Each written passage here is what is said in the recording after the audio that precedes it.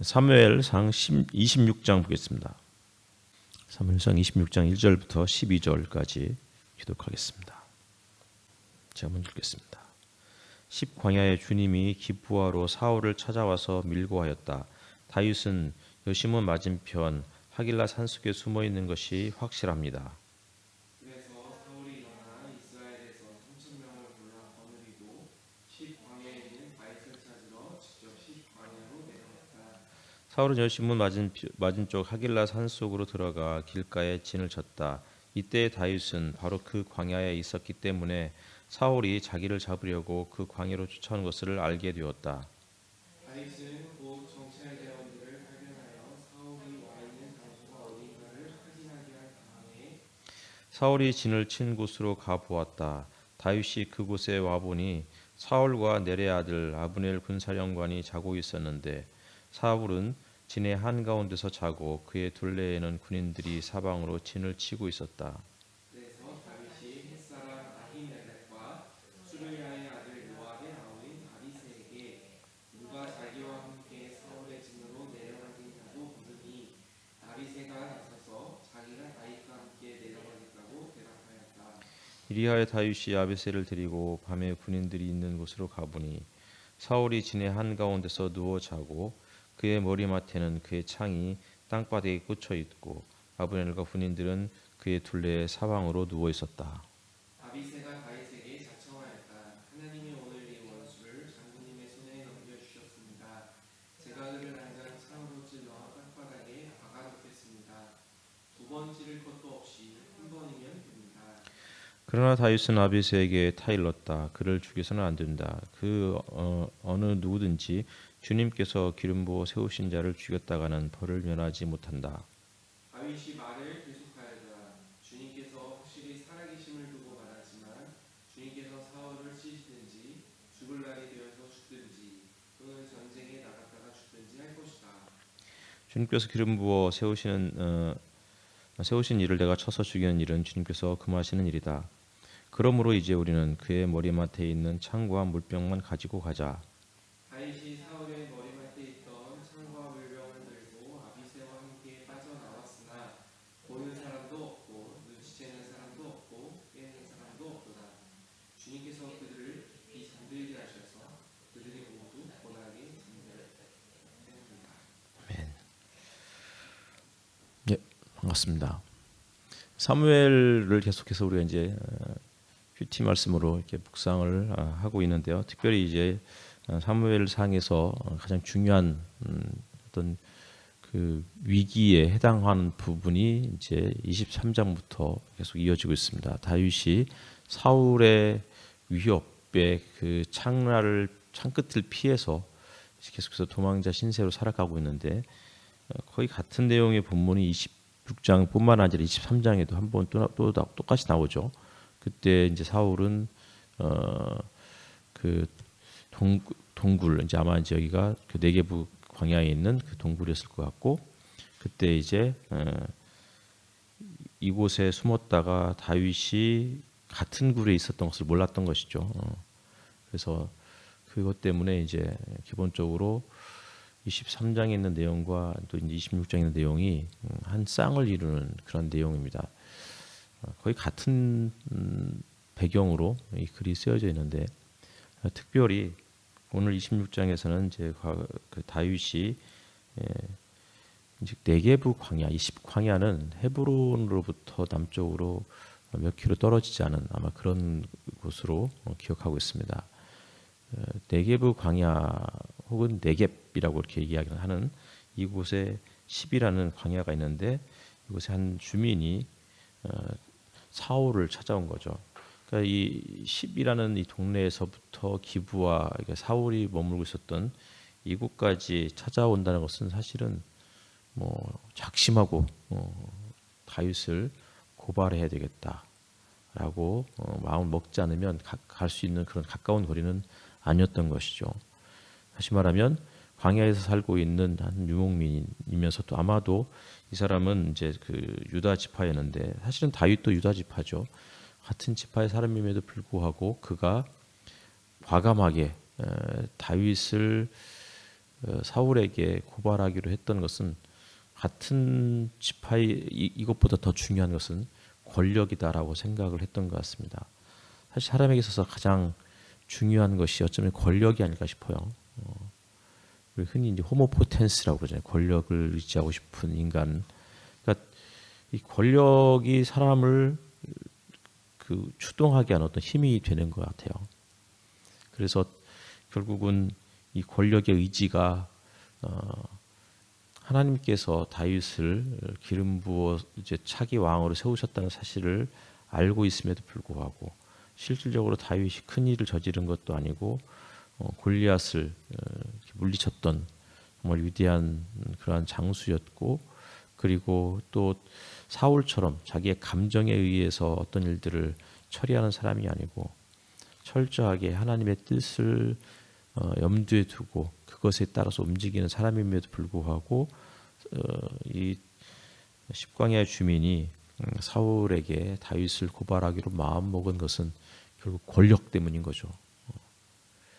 그러니까 권력에 대한 의지가 심지어는 가족조차도 이렇게 사람을 그 배신하게 만들 수 있는, 팔아넘길 수 있는 그런 부분인 것 같아요. 어쨌든 간에 다윗을 밀고 했고, 다윗이 이제 그곳에 있었던 것을 알게 되자 사울이 3,000명을 또 정예 부대로 선발해서 다윗을 추격해서 따라가게 되죠. 광야 어떤 한 곳에 이제 진을 치고 이제 밤을 맞이했을 때 공교롭게도 12절에 보면은 거기에 사울과 그 부대원들이 깊은 잠에 들었다, 이렇게 표현하고 있습니다.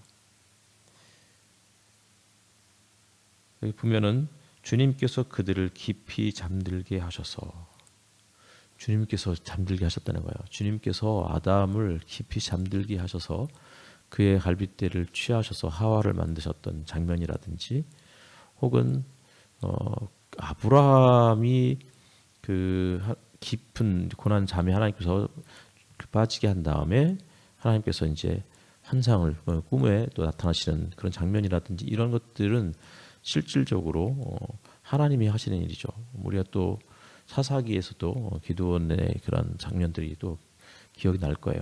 그러니까 하나님께서 하셨다는 거죠. 하나님께서 행하셨기 때문에 다윗과 아비새가 심지어는 다윗 그 사울의 진영, 더군다나 침실까지 들어가는데도 전혀 들키지 않을 수 있었던 그런 어떤 그 배경이 되는 것이죠. 그러니까 하나님께서 일을 행하시는 것을 다윗은 감지하고 있었고, 그렇기 때문에 어쩌면 과감하게 사울의 진영까지 들어가고자 하는 마음을 먹게 되었을 수도 있습니다. 근데 이제 다윗이 사울의 진영에 들어갈 때 혼자 들어가지 않고 아비새를 데리고 들어가죠. 이제 이 그를 데리고 들어갔는데 이제 아비새는 다윗에 대한 충성도가 굉장히 높은 사람이었어요. 그러니까 십광야에 있는 주민이 사울에 대한 충성도가 높았고 권력에 대한 의지가 높았기 때문에 다윗을 고발했던 것처럼, 아비새 역시도 다윗에 대한 충성도가 높았기 때문에 사울의 진영에 들어가서 고난 잠에 빠져 있는 사울을 보자마자 그를 그냥 단번에 한 번의 창으로 꽂아서 죽이겠다고 그렇게 이야기하고 있는 것이죠. 그러니까 아비새나 혹은 이 광야의 주민이나 사실은 어쩌면 크게 다르지 않는 사람일 수도 있겠다라는 생각이 들어요. 그 아비새도 다윗에게 강한 엄청난 충성도를 보임으로 실질적으로 하나님의 뜻보다는 다윗에게 충성함으로 아마 그 이후에 다윗에게 무언가 더 인정받고 싶었던 그런 욕망을 가지고 있었을 것 같습니다. 하지만 다윗은 그것을 단호하게 거절하죠. 사실은 저는 이 본문을 읽을 때마다, 그런데 왜 다윗은 굳이 사울을 죽이려는 의도가 전혀 없음에도 불구하고 자기를 죽이려고 추격하는 사울과 그의 정예 부대, 그 진 한가운데에 들어가려고 했었을까? 이런 생각들을 품게 되더라고요. 왜 들어갔을까요? 왜 들어갔을까요? 시키지 않았다고. 내가 시키지 않았다. 이제 우리가 옛날에 종종 교회에서 질문하면 꼭 그렇게 얘기하죠. 여리고성을 누가 여리고성이 무너졌다. 왜 무너졌을까? 그랬더니 제가 안 무너뜨렸다고. 혹은 내가 시키지 않았다고. 이렇게 이야기하는 그런 모습들이 갑자기 떠오르네요. 어쨌든 다윗은 굳이 거기까지 들어갔을까? 저는 다윗과 아비새는 어쩌면은 같은 사람일 수도 있겠다는 생각이 들어요. 뭐 이게 문자적으로 같은 사람이 아니고 다윗의 또 다른 본성이 아비새인 거죠. 그래서 더 이상 쫓겨다니기 싫고, 그리고 정말 아마 사울이, 다윗이 보기에 사울은 굉장히 정말 괘씸하고, 사실 다윗은 사울에게 했던 일은 골리앗을 물리치고, 그리고 사울이 계속해서 이 마음의 불안을 느끼고 그랬을 때 수금을 타서 그의 마음을 진정시켜 주었고, 사실 다윗이 한 일이 그거밖에 없는데 왜 자기를 자꾸 죽이려고 하는 걸까? 그런 사울을 아마 없애버리고 싶었던 그런 마음이 들 수도 있었겠다 싶어요. 어쨌든 그래서 들어갔는데, 그때 들어가서는 다윗의 또 다른 생각인 거죠. 또 다른 자아인 아비새가 사울을 죽이자고. 그런데 그 또 다른 자아를 이제 다윗의 본 자아가 안 된다고, 하나님께서 기름 부으신 자를 사람이 그렇게 차단해서는 안 된다, 이렇게 이야기하면서 단호하게 거절을 하죠. 그리고는 창과 물병만 가지고 가겠다, 이렇게 이야기를 합니다. 그리고는 12절에 다윗이 사울의 머리맡에 있던 창과 물병을 들고, 이렇게 나와 있어요.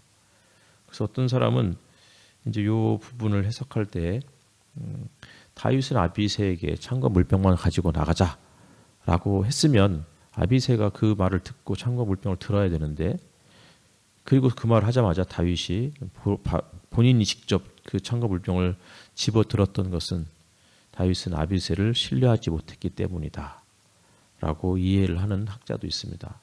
다시 말하면 어쨌든 간에 아비새는 계속해서 이 사울을 제거하는 것이 다윗이 왕위에 등극할 수 있는 유일한 길이라고 생각했고, 그의 왕위의 등극의 시기를 앞당기는 것이라고 생각했을 것이고, 그리고 사울을 그렇게 제거함으로 어쩌면 이제 다윗 왕조에 있어서 자신이 1등 공신이 되고 싶은 그런 마음이 있었던 것을 다윗이 간파했었을 것이다라고 이해를 하는 것이죠.